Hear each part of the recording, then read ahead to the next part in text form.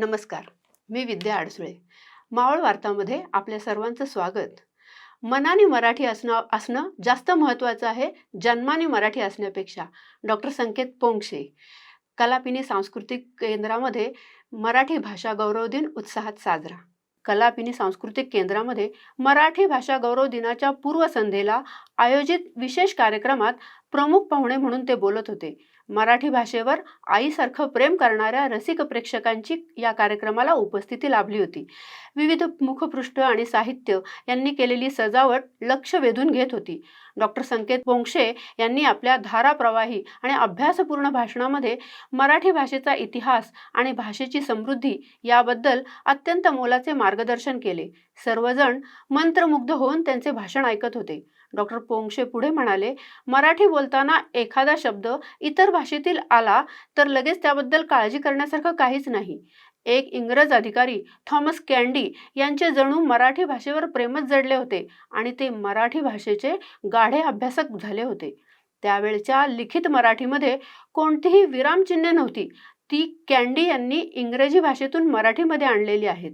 लाभले आम्हास भाग्य बोलतो मराठी या मराठी गौरव गीताने कार्यक्रमाची दमदार सुरुवात झाली. विनायक लिमये आणि सहकाऱ्यांनी गीत सादर केले. त्यानंतर मीरा कोण्णूर यांनी एका मंदिराचा जन्म हे कथाकथन आपल्या हावभावांसहित अत्यंत सुंदर पद्धतीने सादर केले.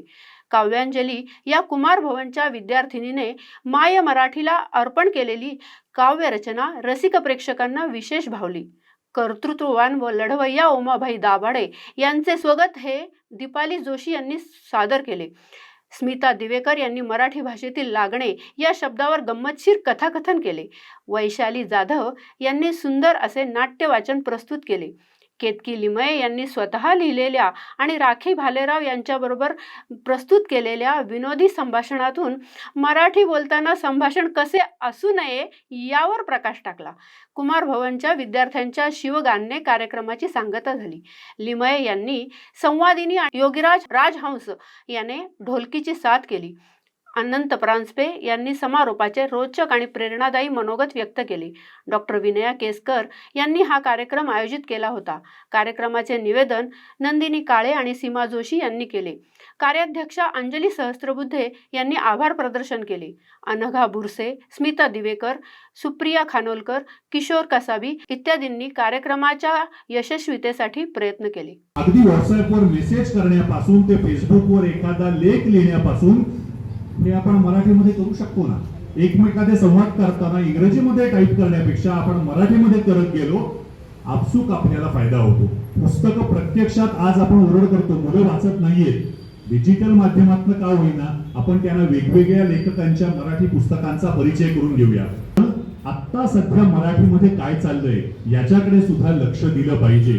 आत्ता लिखाण कोण करतायत, त्याच्यामध्ये दर्जेदार लिखाण कोण करतंय आणि आपल्या मुलांना ह्या पुस्तकांचा आपण जर परिचय करून दिला, ठीक आहे ना, तू ईबुक वाच, ईबुक वाचलंस तरी चालेल, पण तू वाच.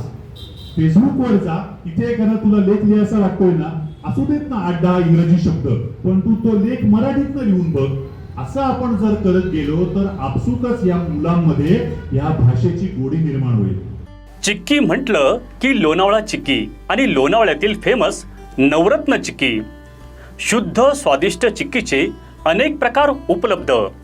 काजू, बदाम, पिस्ता, केसर तसेच उत्कृष्ट क्वालिटीचे शेंगदाणे, नारळ, चना डाळ आणि इतर पदार्थांपासून बनविलेल्या उत्कृष्ट चिक्की अर्थातच नवरत्न चिक्की.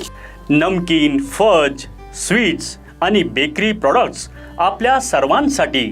शिवाय दर्जेदार ड्रायफ्रुट्स आणि बच्चे कंपनीच्या आवडत्या चॉकलेटच्या भरपूर व्हरायटीज. नवरत्न चिक्की 1 आणि 2 मार्कर मंजिल, MG रोड, रेल्वे स्टेशन जवळ, लोणावळा.